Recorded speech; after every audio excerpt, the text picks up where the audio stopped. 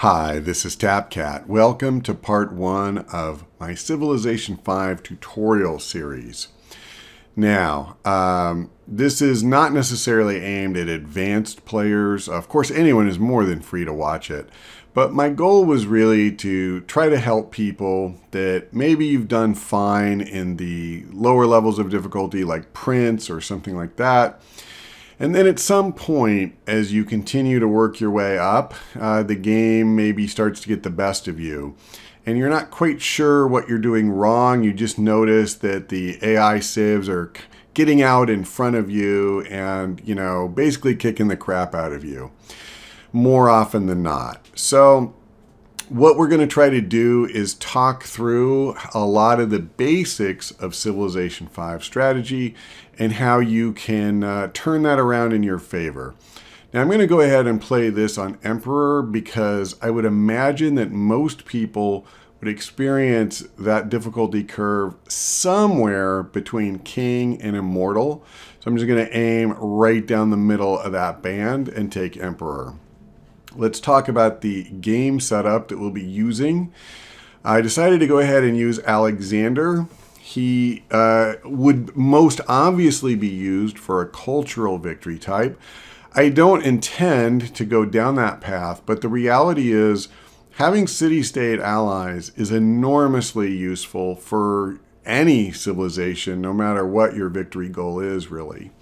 And so I feel pretty good that whatever map we get or whatever the basic setup will be, Alexander should give us a really good place to start from. And then I'm going to keep all of the other options just very vanilla, again, kind of typical of what someone might play. So we'll use continents, standard map size, standard pace. We'll go into the advanced and you can see I haven't changed anything.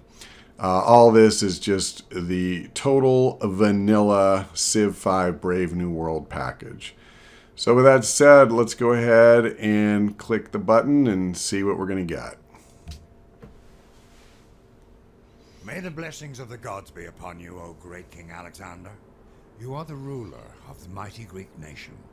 Your people lived for so many years in isolated city-states. Okay, so I'm going to just talk over the narrator here, and let's cover the rest. I already mentioned briefly the nature of Alexander's ability, but let's go into the specifics.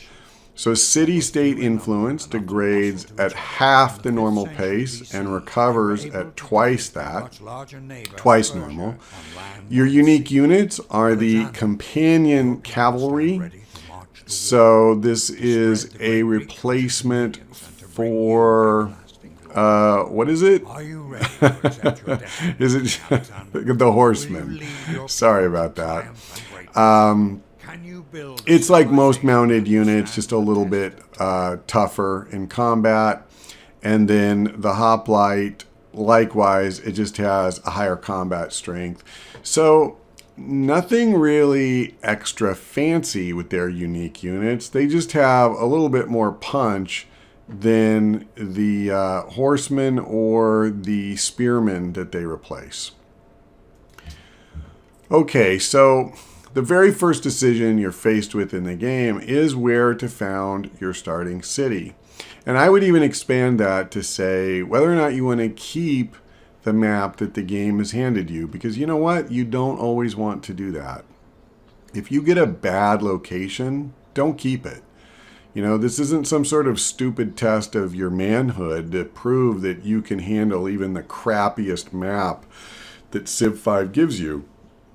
Take something you'll actually, have fun playing. Now, in this particular case, let's go through the pros and cons. I'm on a river. That's good. It means we'll have access to a water mill and a garden, more importantly. Gardens are great because they help you spawn great people 25% more often.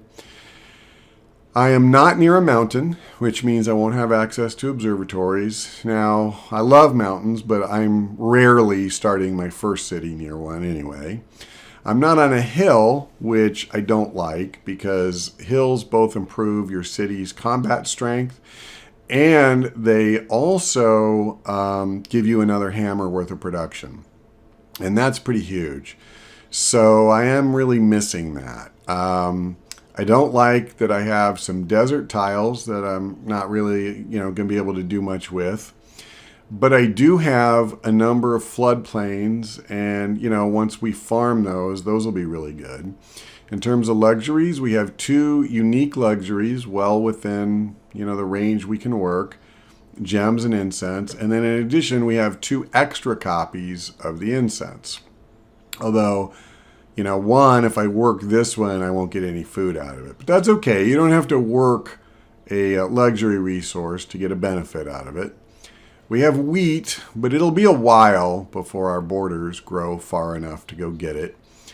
And that's about it. It's possible that if we had animal husbandry, we'd see horses somewhere in our little sphere of influence. But, of course, that's something we have to research. I'm going to go ahead and I recommend you do this as well. Always move your warrior to reveal more of the map before you settle. So the question is, does seeing cattle over here really change anything for me, or knowing that the coast is nearby? Because the coast is another thing that if you have access to it, it can definitely be beneficial. I'm going to say that that is definitely not enough in this circumstance to make me sacrifice 1 or more turns, to make my way over in this direction. If I came, say, to this hill, this would be a decent spot for a city, but I'd lose the gems, and I still wouldn't be on the coast. I'd get my hill, but I wouldn't pick up the coast, and I would lose other things that are valuable. So, all things considered, I think this map is good enough to keep, and I think I'm going to go ahead and just settle where we stand. But I would say, don't be afraid to move if you think you should, and don't be afraid to just restart if you don't like what you see. Now let's go ahead and choose production. As a general rule, you pretty much always want to go scout first. You will want to build an early monument for sure, and you want to get your first worker out, early if at all possible.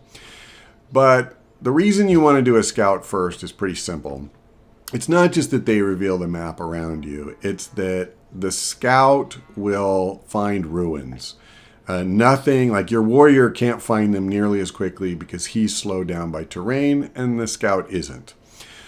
So the reason you want to do the scout first is that ruins can be found by any civilization in the game, and if you're not out there discovering them early, they won't be there to find later. And they offer you some really, really valuable things, so you want to discover them. Now, I'm going to open the tech tree and we'll talk about picking our first technology. As a general rule, I would recommend going pottery first. It opens up the granary, which is a very important early game structure. Pretty much your first priority, in addition to building a scout so you can go do that. But you need to grow the population of your capital. You need to do that as fast as possible. It will give you more hammers in your city, more hammers worth of production. And that will allow you to do everything faster. If you want to go aggressive in attacking neighbors, you'll build more units faster. If you want to focus on something like a library, like more people will get that done. It really doesn't matter what you want to do. Having more people will help you do it. And a granary is one way you get there. If you want an early religion, this is how you open up a shrine, and that'll get you, to a pantheon most likely, and, get you on your way. Arguably more importantly, even than either of these two structures, is that it opens up, it's a prerequisite to calendar, and you need calendars to build a plantation. Now, you already saw I have incense. To develop that, I need a plantation. If you have dye, if you have citrus, I can't even remember all the luxuries that require plantations, but they are many. So that's a big one. Likewise, the higher you go up in difficulty, the more the AI has advantages over you in terms of their science generation. So building a library early is very important. And then the other thing, you need both of these before you can build a national college. And again, like that's when you first start to turn things around with being behind in technology, is once you get your national college built. So pottery is a prerequisite to being able to do any of that. Now, am I telling you if you have a very specific plan and, like the first thing you want to do is animal husbandry or archery, that you are dead wrong? No, not really. But then if you have that concrete of a plan and that strategy that works that well, you probably don't need this tutorial. So I am going to go ahead and take pottery, and we're going to go to the next turn. Now, I realize I've spent a lot of time just playing my first turn. And this is something I meant to say at the introduction. Let me say it now. If you're looking for a fast-paced Let's Play, this is not going to be it. This is a series where I'm going to go very slowly and I'm going to explain what I'm doing and why I'm doing it. It's also not going to be a Let's Play in the sense that I don't necessarily intend to show every minute of every game, of every turn. I'm going to take highlights. I'm going to take key points from the game where there's decisions to be made and talk about those. So I just want you to know going in, like, don't get frustrated if I'm talking for a long time about something, because that's kind of the point.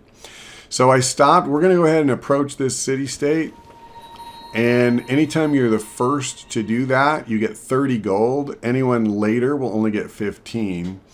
For at least some city-state types, I know religious ones do this, they'll also give you a bonus, like you'll get, I believe it's 8 faith when you meet a religious city-state, whereas future people won't get that.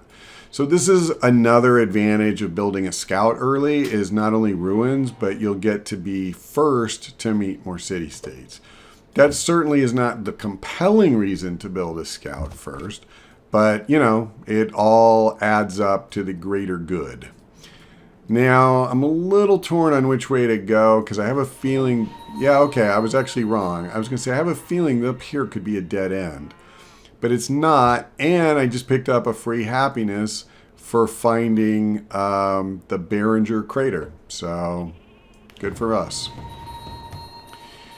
Okay, we got a Barbarian Encampment, and it's actually kind of cool that this is so close to Tyre, because I think I can guarantee they'll be offering us a quest to come and clean these guys out before, too long.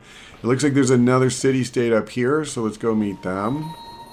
All right, cool. We got another 30 gold from Wellington. So, listen, we're Alexander and we have some city-state neighbors. That's awesome. Actually, that reminds me, we're Alexander, so what we want to do is pledge to protect. That'll help buy us a little bit of cheap influence with these guys. Now, I don't know that I want to go over here and start a fight, and yet I do kind of want to know what's over there. Okay, this does look like a dead end, by the way, and so I don't think I'm going to go any farther. I'm just going to come right back out the way we came. I'm not going to spend a turn in their borders, because obviously the reason why I offer to protect is to pick up a little influence. Making them mad, that's not really going to accomplish that goal. It's going to detract from it. And now our scout's ready. We already have one person over this way, so I think it makes sense to come out here. Oh, all right. It doesn't look like we're going to go very far west. Okay, I know I can move. Yeah, all right. I'll move 2 tiles. I was going to grab the hill, but I think that was slightly better. So at this point, there's a little bit of take your pick between work or monument, but I would say Again, on average, you probably want monument first. Oh, now our population's about to grow. Before it does, I almost always forget to do this at the very beginning. But we're going to set our city on production focus and then manually reassign our worker to whatever tile we think is best. And it'll normally be the high food producing tiles. Now, if I want that, you may ask, well then, why don't you just put it on food focus? Duh. Okay, here's why you don't do that. It has to do with the order in which the Civ 5 turn is set up. So what happens is, among the various steps, is that harvesting food or counting food from tiles that are being worked happens, and then your population will grow if that's going to happen. So what that means is if I put it on food focus and then it just drops a new worker, say right here, I will get literally nothing from that worker for that turn. But on the other hand, production is tallied up after a worker is created, a new population is born. So if I have it set here and my new worker spawns on this tile, I'll pick up a hammer worth of production that I wouldn't have otherwise gotten. Now, obviously, if this is the best available tile, it's only one hammer, and you can say, well, that's not that great. Well, what about when this one opens up and I get 2 hammers and 3 gold? It may seem petty. It may seem like this is just too small to worry about, but it actually isn't. These things truly add up over the course of even just the early game. And up until you get to about 10 citizens, it actually stops notifying you once you go up past a certain point. I highly recommend you putting it on production focus and then reassign your worker. In general, letting the AI manage anything for you is a bad idea, and worker assignment is no exception to that. So here's the little announcement that I was talking about, or notification. Now, I'm going to immediately go in and say, okay, thank you for the 1 hammer, but now I want this on a tile that's going to give me more food. And let's just look really quickly. So it was going to be 23 turns before I grew that way, and now it'll only be 12. And again, growing this population, we basically want to get to 4 as fast as we can. Okay, I will go ahead and just keep up the coast. And it looks like he's doing his job and he found a ruin. Hopefully no one will ninja it out from under us here. Pottery is ours. Let's grab this. Uh-oh. Crudely drawn map. Okay. So we literally got, the worst thing you can. Hopefully I'll do better here. Okay, I thought that might be somebody's border, but it looks like it's just the hex lines. I think I have a feverishly overactive imagination. So we have a little bit more options now. So the question is, when you get this one, it's not a bad idea to research something that would allow you to develop one of your luxuries. Since I'm 5 turns away from getting this incense tile, and it's a good tile, it would actually be the best one we have. A plantation seems like a good thing to be able to build. So what we're going to do is go into calendar. And that also helps keep me on a track toward getting an early national college. Now, I'm not saying we're going to beeline for that. We may take one of these other things like mining, etc. But at least we have the option of beelining. And that's not a bad thing. Okay, what is a bad thing is they just spawned a second warrior, and 1 is sufficient to kick my scout's butt. So we can already see there's not much over that way. Okay, it's not the best one you can get by a long shot, but it isn't bad either. It'll help me take out those stupid barbarians, I'll tell you that. So I think we got a little bit unlucky with our starting continent. It looks pretty small. And we're sharing it. I think this could be the Celts. I don't have all of these color schemes memorized, but that's what it looks like to me. Let's find out. Yep. Hello, Boudica. All right. Well, as far as I'm concerned, we could have done a lot worse than to have her as a neighbor. We could have had Shaka or Attila or, Askia or any number of really aggressive civilizations. So, realistically, we can still explore down here, and I guess that's what we need to do. So maybe I was saying this seems like it's a small continent. That's not necessarily true. And I'm going to bring these guys down and start protecting Athens too, because I'm going to pass on this for now. I prefer to just wait until I research writing and I can do a straight up exchange of embassies.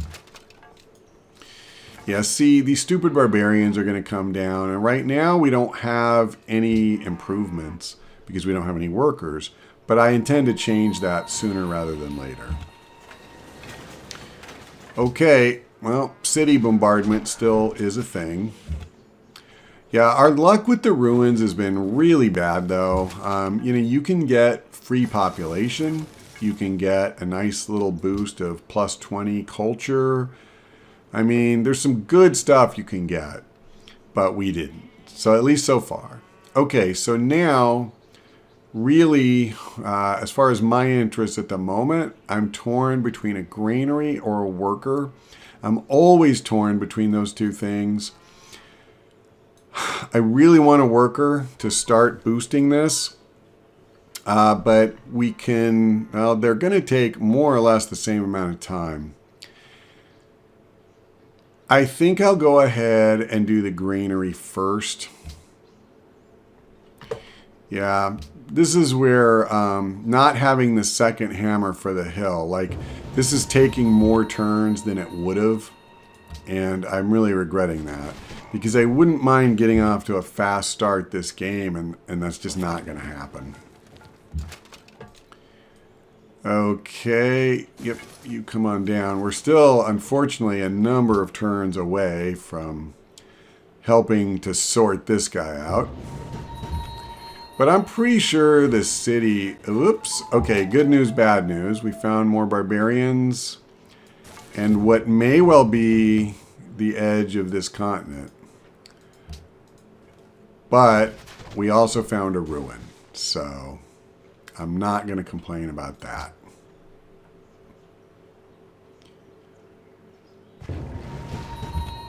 Okay. And they just spawned another unit. Let's go ahead and grab this. We got 55 gold. Yeah, I have to say, we're not super lucky. Okay, so this is the last thing I'm going to talk about before we wrap up this installment. Our first social policy. So most of the time, you really want to take tradition. It's true that if you have in mind a very specific, early rush strategy, like you're going to go out and just attack, going into honor, and then warrior code and military tradition, that could be very powerful. Having your units be promoted much faster, that's very useful.